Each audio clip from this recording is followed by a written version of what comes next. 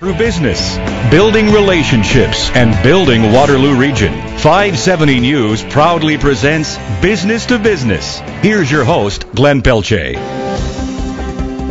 And welcome to Business to Business. Glenn Pelletier here with Greg DeRocher from the Cambridge Chamber of Commerce. And Greg, normally Ian McLean, creator of KW Chamber of Commerce, joins us. But how do we say this without giving too much away? I like Ian is ailing today. Well, put it this way, he got back from Mexico. Is that enough of a hint? Of course. And he made the fatal mistake of drinking other than cerveza and tequila. His closest friend today is not human-like. All right, and you know what? He was willing. Apparently, he was willing to talk on the phone, and then he said, "I may have to dash out and return." Well, apparently, he didn't have an extension for his phone in the bathroom. So.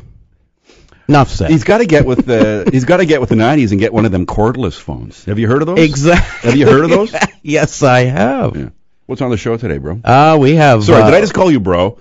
That's okay. I've been working with 20-somethings. You can call me bro anytime you want, right. And that's no big deal. But you know what? I'm with my homie Greg DeRocher. We have a great guest coming on. You know, Perrin Beatty. Perrin Beatty is. Speaking of homies, Well, yes, of course. He's from Fergus. He was on the show a month ago or so? Yes, he was. He's a fantastic leader of business. Actually, his bio is pretty extensive. He was president and CEO of CBC. He was also the youngest member of Parliament in Canadian history. Yes, and held just about every ministerial portfolio. And if there's anybody that knows anything about government policy, Perrin Beatty is the guy. Yeah, so Perrin's coming up because the Canadian Chamber of Commerce is meeting. The AGM is in Hamilton. Yeah, that's correct. Tell us about that. Well, you're leaving right from here to go there, right? Yes, I am. I'll be leaving the show immediately and going down. The policy conference starts this afternoon. That's when hundreds of chambers of commerce from across the country will discuss things that they want to see the government prioritize in the next year. And we'll be discussing a number of policies around healthcare and transportation and tax finance and environment, and boy, the list goes on. So we're going to highlight a couple of them when Perrin comes on because he's going to be the one that the chambers of commerce are entrusting to take their wishes to the government and be our spokesperson and champion those causes. So, how important is a meeting like this, an AGM representing the chambers from all across the country to getting business done? I mean, is every major city represented? Well, absolutely. There's no question, but there's chambers from Victoria all the way to St. John's, Newfoundland, and everywhere in between. It's critically important, Glenn, and I'll tell you why. We are not a centric business organization, meaning we're not the food processors lobby group. We're not the retailers lobby group. We are a business lobby group. We advocate for business policy from local variety stores all the way up to the largest manufacturers, and make sure that government is attending to the needs and making sure that their policies reflect what we want as consumers to build a healthy and vibrant economy. All right. Also, we want to mention that coming up in the show, we're going to talk about the symposium, the Save on Energy Symposium. Yeah, that's terrific. Which is coming up on Thursday at Bingaman's, and one of our guests is from Kitchener Hydro. He's going to be talking about that. Yes, John Finch. Yes, he's going to talk about ways in which businesses of all size can implement ideas, and this symposium is going to bring those ideas together so that business can talk about it. And he's also, I think we're going to get him to highlight some of the programs where businesses can be supported for doing these changes financially. All right, that's coming up. So if you're a small business owner and you want to find out how to save money on your energy cost, in fact, you can still get a ticket for that event, right? I would imagine. Oh yeah, it's actually complimentary. So just register. You just have to register for it. SaveOnEnergy.com. Okay, it's Business to Business. We're powered by Allstream, and we're going to take you back now to a conversation that Greg had, I guess, in August? Yes. With Todd Ramsey. He is the Ontario Sales Director with Allstream. So let's do that now. Well, Todd, it's Greg DeRocher. It's great to have you on. Actually, not the first presentation of Allstream, but of course the second presentation. We had your fine president on our first the inaugural show in August, and but you're really the individual that's going to be touching the streets and touching the businesses here in the Waterloo region, representing Allstream. And congratulations, and thanks very much for joining us. Well, thank you very much, Greg. It's a pleasure to join both you and Ian on the air today. You know, The question of how does technology help me grow my business is probably something that every business owner goes through. Where do I turn? What do I do? How do I engage in my not just my business but my people in technology? So, part of the Allstream mantra is really dealing with that virtual workforce and utilizing technology to not necessarily have the hands-on, but dealing with a virtual workforce. So how do I deal with that as a small business owner? That's an excellent question. Technology becomes really an enabler, I guess to say an empowerment for an organization to look at how they extend themselves beyond the physical structure that they have, while ensuring that they're reaching the customers in the most effective and efficient manner. And so if you look at the tools that are required to enable an employee. In the past, you needed the physical structure of the four walls. You needed hard network. You needed the phone lines. You needed all of those tools that a person had to go into the office to access. With the dramatic change in technology, all of that's changed. In fact, the rules really have been thrown out the window. As long as you have an individual with a mobile device, with an internet connection, and some kind of a soft phone or an IP internet protocol phone, they can be virtually anywhere and working for you and driving efficiency for the organization. And everybody thinks you're sitting in an office. Absolutely. I mean, the systems right now are so sophisticated that calling into a central number and then being routed, locally or globally, for that matter, is really just a couple of bits and bytes. Well, Todd, we have everyone talks about the cloud and how that new technology and that new system can benefit business. So maybe first just explain what the cloud is. I mean, I think I always hear some small and medium-sized business folks not really understand what it is and how it can help them. And I guess intertwined in that is, I think when you're not sure about what the technology is, you have questions about what's the security like. What's the reliability when you have something off-site versus having a server or that sort of thing? And what are the costs? Like, what are the cost savings or what are the downstroke costs to get up and running? So what is the cloud and how can it meet the business goals of our members? Again, that's a great question. So there has been a lot of noise and a lot of buzz about cloud and cloud computing, and it's in reality, it's not a new concept. It's a concept that's been around for a while, but I think that, again, as businesses become more and more conscious about their own operating funds, both capital and operating, in fact, cloud computing becomes more and more attractive. So, to answer your first question, what is cloud and cloud computing? Really what it's on-demand access to computing power, whether that's an application or backup facilities or shared resources, so that you have the elasticity and scalability of a much larger organization, really without the added cost of investing in significant hardware and significant support for that hardware. Another nice benefit is rapid provisioning.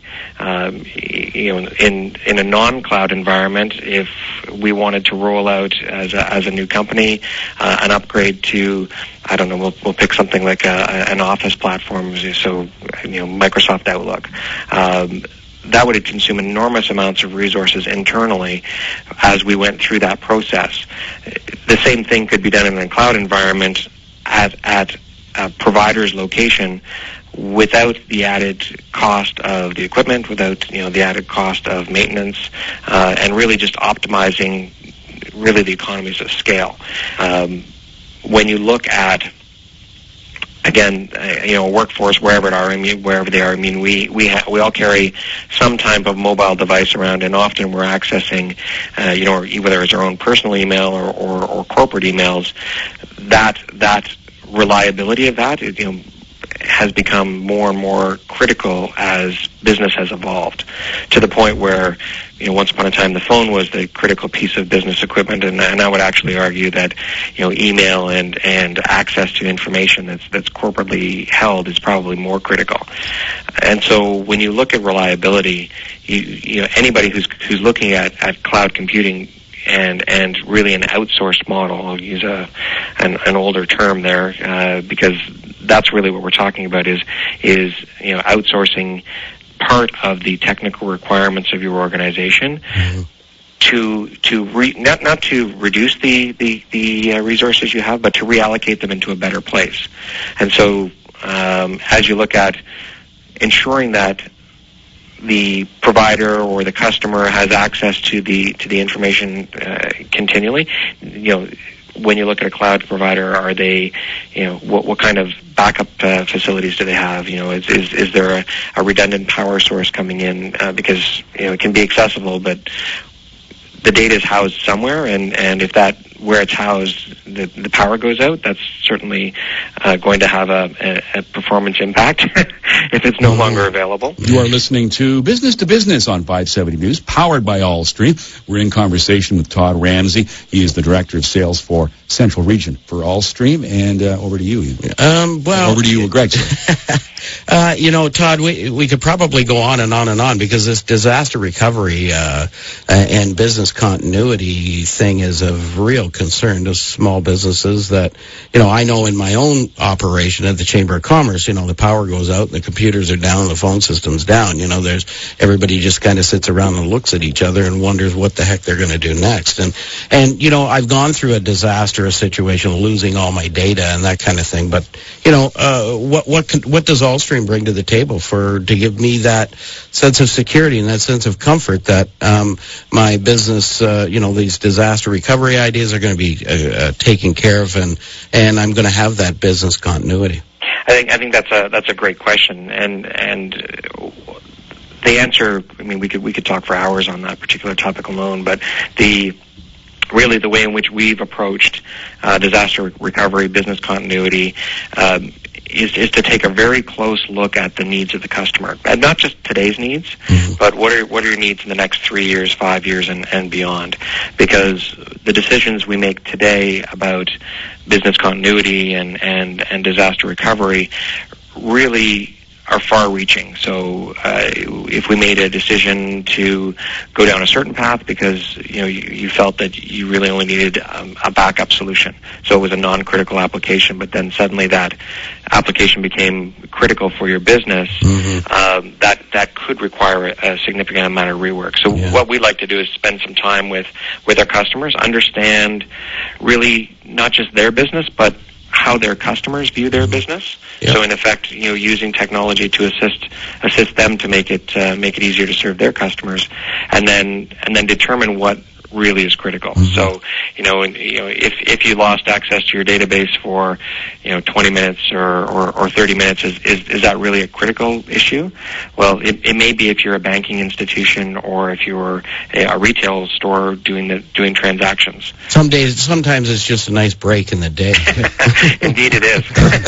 Todd, we appreciate you coming on, and we'll look forward to hearing from you and your colleagues from Allstream every couple of weeks. I think we announced last show that we'll be live every second week now on 570, and so we look forward to hearing more from you on many of these subjects that the business should be aware of and be thinking about as they try and grow and increase their business. So thanks for joining us this morning. Well, thank you very much. I certainly appreciate the time, and for those individuals that are out there that do have questions that we're certainly welcome to assist with. Welcome to give us a call. If you don't mind, I'll just give out the number. Absolutely. It's 877-815-9119, and the team there would be more than willing to help out in answering any questions and guiding the business community down the appropriate path with technology. Thank you very much, Todd. Okay, thank you. Have a great day, guys. Todd Ramsey. He is the Director of Sales, Central Region for Allstream. And you're listening to Business on 570 News, powered by Allstream. Coming up next, we're hoping to get in connection with Perrin Beatty.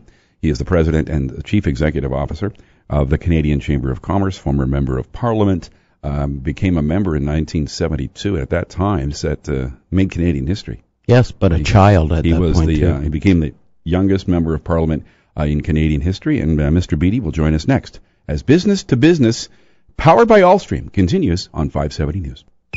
We'll be right back with more Business to Business, powered by Allstream. Call in with your questions at star 570, 570-2545 or 1-800-570-5715.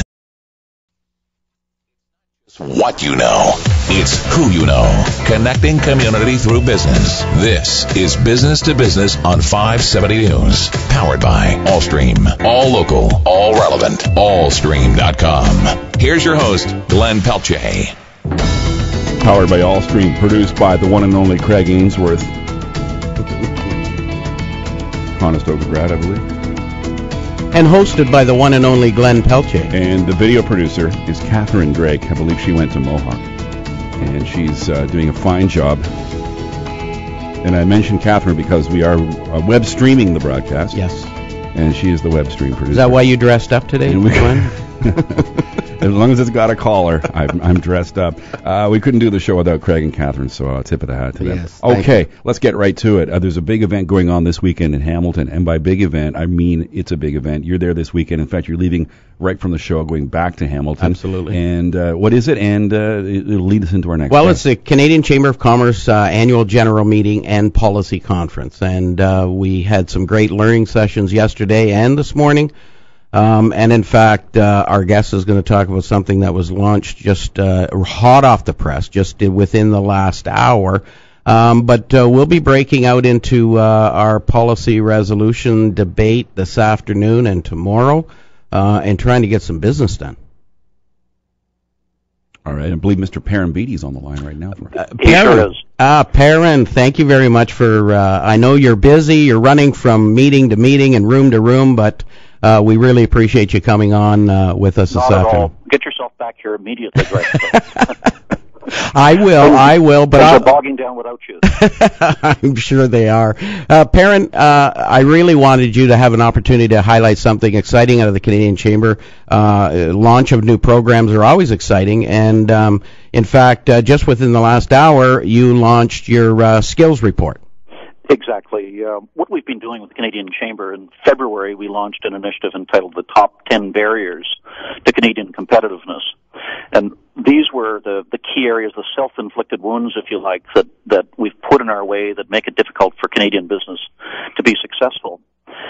And we went out across the country to the Chamber network and to businesses across the country and said, but if there were one issue in every part of Canada that we're hearing increasingly, where we should be working together as a chamber movement, what's that issue? The answer was skills. And it didn't matter where we went in business, whether it was large business or small business.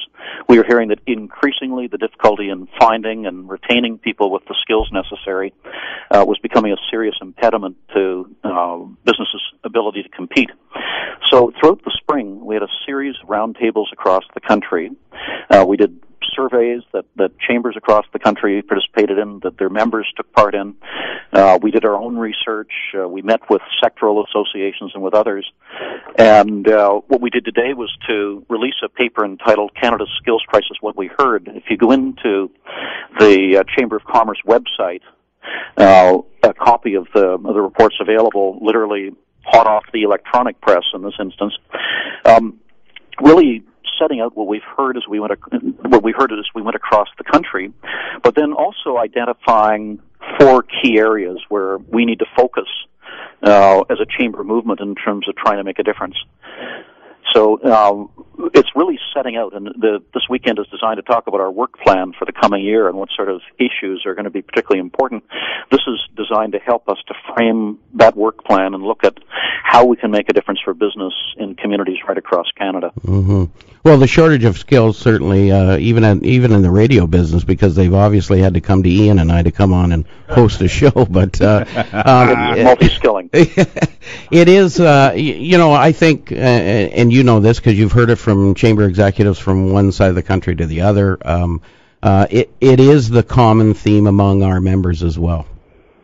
Yeah, and that's it doesn't matter the size of the business, doesn't matter the sector, it doesn't matter the region of the country. Mm-hmm. Even in areas we heard this morning from Immigration Minister Jason Kenney, who was talking about the challenge there was in parts of Prince Edward Island, where there were large pockets of unemployment of former fisheries plant workers, mm-hmm. And at the same time the need to bring people in internationally to fill fisheries jobs in plants there. Mm-hmm. So even in areas where there's been persistently high unemployment, if you look at the problems there have been, particularly in the automotive sector in southwestern Ontario, we were hearing as we went through southwestern Ontario about the challenges still that businesses are finding getting their hands on the people they need, mm-hmm. even with the challenges there have been in the high-tech sector and the Kitchener-Waterloo, mm-hmm. Cambridge area. Still at a time when you've been seeing staff reductions in some of the plants there, some of the major ones, you're still hearing other employers saying they're having a hard time getting their hands on the people they need. And this is an area as a country that we have to give a much higher priority. And we have to, particularly if you look at chambers like the Cambridge Chamber, where so many of your members are small and medium-sized, we have to recognize there are special issues that SMEs have as well that mm-hmm. need to be met. Mr. B, it's Glenn Pelletier here. I'm wondering, in terms of the skill shortage, if there's one or two particular areas that are lacking. No, I wish there were. What we're finding is it depends on where you are and what particular sector you're dealing with, what region of the country. You go into the energy fast-growing provinces in Saskatchewan and Alberta, for example, and what you find there is that because of the growth in the energy sector with very high wages, it has simply sucked up any skills that there are in other professions as well. So the hospitality sector is a very hard time getting people in many instances to work in restaurants or in hotels. You find that other businesses are affected as well. It just varies from region to region. In some cases, it's people like engineers or software programmers, or in other areas it may be welders or electricians or bricklayers or plumbers. In some cases, people are saying, send us a warm body prepared to report for work. We'll do the training, and we'll give people the essential skills that they're going to need. It just varies a great deal across the country. Wow, that speaks to you mentioned about the productivity, and we're going to be dealing with a resolution as well this afternoon, or maybe even tomorrow. I'm not sure on the productivity gap between Canada and the other OECD countries. In 2007, I believe we ranked 16th in productivity amongst those countries, and today, out of 34 countries, we rank 28th. Our productivity gap is widening, not shrinking, and a lot of it has to do with the skills component. Absolutely. And there's a message here for employers. If you compare the investment made by Canada's business community in upgrading the skills of our existing workforce compared to what's done in the United States or in other countries, we underinvest mm-hmm. in upgrading the skills of our existing workforce. Mm-hmm. We need to do more. It's not just the government's problem or somebody else's problem. Those of us in business have to provide leadership as well. Mm-hmm. Another example with productivity is that when we had a very low dollar, the incentive was, it meant that because most of the heavy machinery and equipment that we use in our factories is imported from abroad, a low dollar meant that to import this machinery and put it in our plants was very expensive. Mm-hmm. It was often cheaper to use two people on inefficient equipment than it was to use one person with modern equipment. Sorry, Mr. Beater, we're going to take a break right here and then come back and get more information from you, get more conversation with you about the Canadian Chamber of Commerce and the AGM in Hamilton. We're going to come right back. You're listening to Business to Business, powered by Allstream on 570 News. Business to Business, powered by Allstream, a presentation of 570 News. Watch the live video webcast at 570news.com. We'll return with more Business to Business. It's who you know. Connecting community through business. This is Business to Business on 570 News. Powered by Allstream. All local, all relevant. Allstream.com. Here's your host, Glenn Pelletier. And welcome back to Business to Business. Glenn Glenn Pelletier here, Greg DeRocher alongside. He is the President and Chief Executive Officer of the Cambridge Chamber of Commerce. We're in conversation with the Honourable Perrin Beatty. He is President and CEO of the Canadian Chamber of Commerce, as their AGM is ongoing this weekend in Hamilton, and so much to talk about. And when last we spoke with Mr. Beatty, we were talking about the skills crisis in this country, shortage of skilled workers. We clearly have identified a problem, Mr. Beatty, and I guess the $64,000 question is, in concert with employers and some of the brighter minds across the country, how do we tackle this problem? There's no one single answer to it. And people say, what is the solution? There isn't a solution. What there has to be is a recognition, first of all, of how serious it is. Today, what we have is a baby boom generation passing out of the workforce. And today, all new net growth in our labor force in Canada is coming from immigration. Without immigration, our workforce would be shrinking. And if we're going to grow the economy, we have to look for ways of using our existing workforce better. We have to look for ways of recruiting people internationally and of integrating them better when they arrive in Canada to put those skills to work. And we're going to have to take a long-term view. And it's going to mean that business is going to have to work with labor and with the academic sector and with governments in a concerted way to identify what sort of resources are available in the community and provincially and nationally to attack this. So you look at the KW Cambridge area, you've got incredible universities. Mm-hmm. You have Conestoga College. You have a history of collaboration there between the business community and those academic institutions. And you are very well positioned to really provide leadership on this. But what we need is community-based solutions. It has to be one where organizations like the Chamber of Commerce have to provide leadership on behalf of their members, and where we have to take a long-term view that this is not an issue that's going to go away overnight.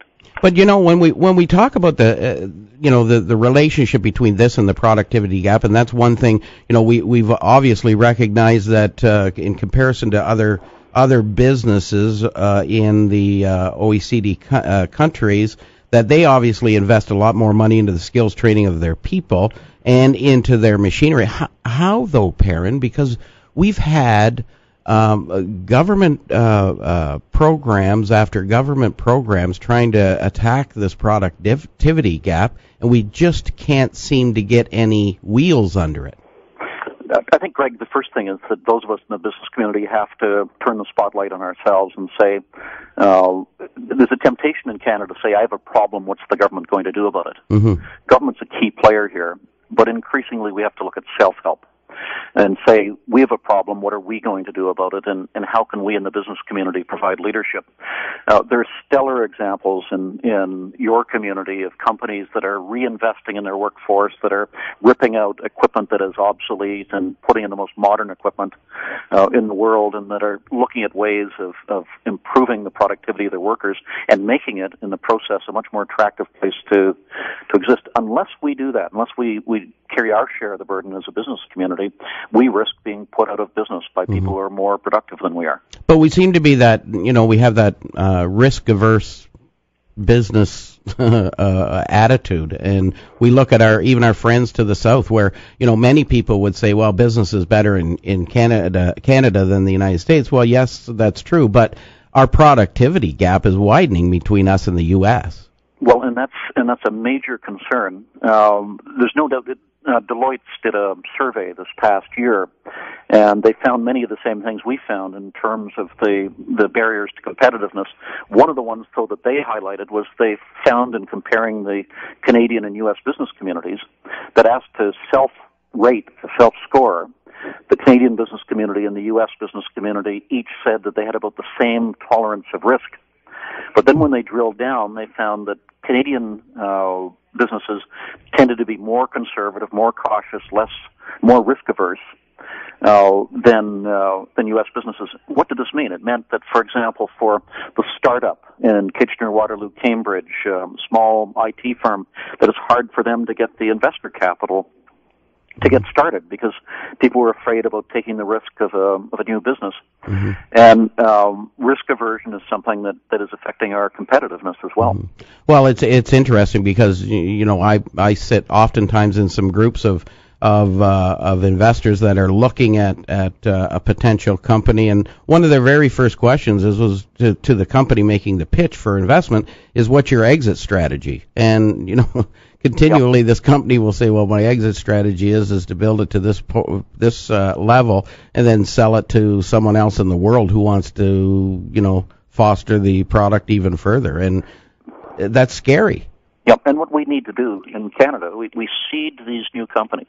Canadians are as entrepreneurial and as brilliant as anybody else anywhere in the world, and yet our history has been that we grow our businesses to a certain size and then sell them to somebody else to capitalize on the intellectual and financial investment that we've made.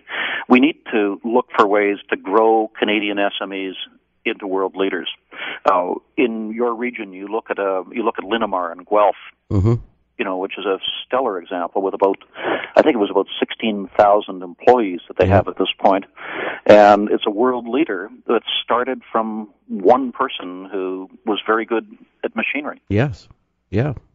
Let's move a little bit away from that, because we could beat that to death. The real message here is employers got to start waking up in the morning and looking at themselves in the mirror in order to deal with the skill issue as well as the productivity gap. But there's another really interesting one from my perspective that's coming up this afternoon, and that's the economic policy of the Canadian Chamber as well as the Taxation Committee are looking for an advisory panel to be established to find ways to reduce or eliminate the complexity of the current tax system. This is very interesting to me because I guess every year when we all go and do our income tax, we don't really realize how many deductions or possible deductions are there, but there's some 260 tax preference messages or measures or in layman's terms deductions that can be applied to reduce the amount of personal income tax. It almost seems to me a little bit like the government has kind of put, well, if they don't get them all, then we win. And it's almost a challenge to do your taxes every year. Wouldn't a flat tax from the Canadian Chamber and chambers across the country are very, we very much support the HST or GST because it's that fairness. You spend more, you're going to pay more. In why can't that be related to income tax, where we say, look, here's the percentage of tax everybody's going to pay. The more you earn, the more you're going to pay. Yeah, I don't know about a flat tax, Greg, but I believe in progressivity, so that the more you earn, the more that you pay in that sense. But I don't think that progressivity has to be the same thing as complexity. And what we've been doing is building this crazy quilt of provisions in the Income Tax Act, which makes it just totally unintelligible for most people. And it is unfair as well, because if you are a very large business and you have the resources that you can hire the best lawyers and accountants in the country, you can look at how to fit your company in between a comma and a semicolon somewhere in the Income Tax Act. If you're a small business owner, you're cast adrift in the sea that's full of big fish with teeth. And you're apt to flounder and not be able to succeed. We need to find a way of making the system more transparent and clean and fair and efficient than it is today, and instead we've gone in the other direction. And I say that as a former Minister of National Revenue. Yeah, we're just touching the tip of the iceberg with this conversation. Mr. Beattie, thank you so much for your time. And I should point out, this is interesting to note from a historical perspective. Every time Perrin's on, we throw little factoids out. He's only 60, but his first party leader was Robert Stanfield, arguably the greatest prime minister we never had. It goes back a ways. And when you first were elected, the riding you were elected to represent was Wellington, Grey, Dufferin, Waterloo. That's the full name of the riding. It was. So there's somebody should have said it more like a bus route than a There's a lot of folks that remember you fondly, Mr. Beattie, and we look forward to chatting with you again. Yes, thank you. Thank you from on behalf of Ian, of course, who's not feeling well today. But we really, and you made a comment to me yesterday when we had a quick conversation, Greg. Anytime you need me, I really appreciate that, and that's right from the heart, Perrin. I appreciate your effort. Greg, it's a pleasure for me. It's hard to believe, just going back to the comment, that On October 30th, it'll be 40 years since I was first elected to Parliament. I get the feeling that there should be a paleontologist in Alberta digging up my bones somewhere. And I believe there was a backbencher that sat near you by the name of Mr. John Diefenbaker. I mean, this is there how far was back. Indeed. This is how far back Perrin goes. There was indeed. I missed Sir John A. Macdonald, but I caught a few of the others. Thank you, Perrin. Thanks so much for having me. I'll see you later this afternoon. We'll look forward to it, Greg. Thank you. Perrin Beatty is the president and CEO of the Canadian Chamber of Commerce. This is a business to business powered by Allstream, and our spotlight on small business today. Yes, we want to say a very special hello and to Save on Energy. They've got a symposium coming up at Bingaman's on Thursday. We're going to be joined next by Mr. Finch, John Finch. What a great group of organizations, the Hydros coming together. John's specialty, he's with Kitchener-Wilmot Hydro. Yes. His bailiwick is energy conservation. So that's going to get a lot of people's attention. We're going to come back and join Mr. Finch as Business to Business. Powered by Allstream continues. We'll be right back with more Business to Business, powered by Allstream. Call in with your questions at star 570 570 2545 or 1-800-570-5715. It's what you know. It's who you know. Connecting community through business. This is Business to Business on 570 News. Powered by Allstream. All local, all relevant. Allstream.com. Here's your host, Glenn Pelletier. Welcome back. Glenn Pelletier with Greg DeRocher, President and CEO, Cambridge Chamber of Commerce. Welcoming our Save on Energy representative as we put the spotlight on small business. Save on Energy Symposium coming up on September 27th. And we're pleased to be joined now by John Finch. He's with Kitchener-Wilmot Hydro, and his area of specialty is energy conservation. Greg? John, we just love to hear businesses come out and say, we are selling a product, but we would really like you to buy less of it. Right. Yeah, it's an interesting position to be in, guys, definitely, but it's great. Yes. Thanks a lot for having me here today, guys. Well, thanks for taking the time. I know it's a Sunday afternoon, and, sometimes it's difficult to break away from the family stuff, but first and foremost, we got to talk about this fantastic symposium that's coming up. It's absolutely complimentary, and you're going to be, really, the theme of it is buy less of what we sell. Buy less of what we sell, that's right. The technology symposium is, like you said, and I've heard on your show here, it's Thursday. It's September 27th, and the doors registration at 8:30. It's free to all our customers, and I really think it's one of a kind. There really isn't another trade show like this where we're going to be bringing together 60 exhibitors who are all displaying energy efficient technologies and process or ways to save energy. They're all going to be in one room. We're going to run various sessions throughout the day with experts on best practices, and I think it's just a great opportunity if you're a business in this region and you're looking for some ways to lower your electricity bill. This is a great place to start, and it's going to be bringing everyone together.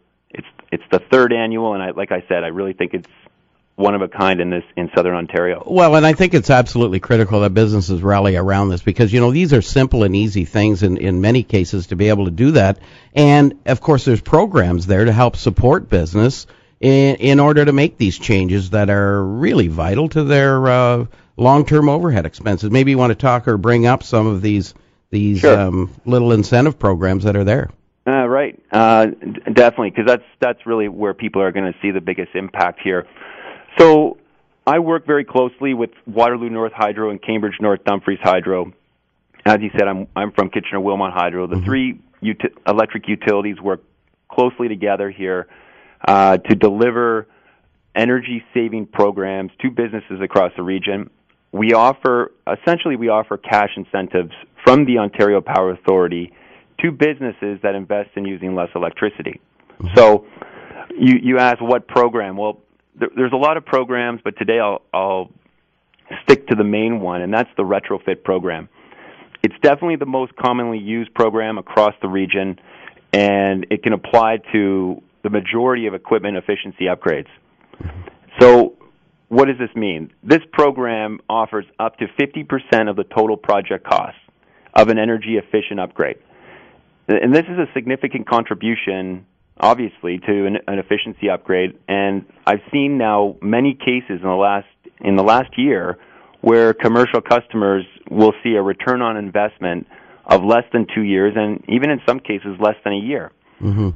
So, now you, my understanding is, because we've participated in the program, you come in and make the recommendations as well, or you help the business make the recommendations that would best fit and achieve the best rebate. yeah, that's a good point. I mean, a lot of businesses don't know where to start, and all three electric utilities in this region, we have people on our teams that are able to go out and pinpoint the low-hanging fruit. Like, for example, I would say lighting projects are a big driver of this program. Mm-hmm. If you're a business and you still have old, inefficient lighting, this is a really big opportunity, great opportunity for you to upgrade your lights, get paid to do it, and save huge amounts of money year over year. John, I think like this subject is really, really important to business, and I think the few minutes that we've got with you this morning, other than certainly to promote and tell everybody to get out to that forum next Thursday, is really, really important. Right. Yeah. But we got to have you back, yeah, we're gonna have you back. I think we need to set some time aside on one of these shows to talk more specifically about these incentive programs and how we can help business. Right. Yeah, and plus we're going to be talking more about this next week, or this coming week on 570 News. We're going to be talking more about the symposium on Thursday. Yeah, good. Again, if you're a small business owner and you're listening right now, get out to Bingaman's on Thursday. It's absolutely free. You just have to register. And how do they register for that, John? They should go to our website. So they go to saveonenergysymposium.ca. All right. Thank you very much, John. We'll be chatting again soon. You've been listening to Business, powered by Allstream on 570 News.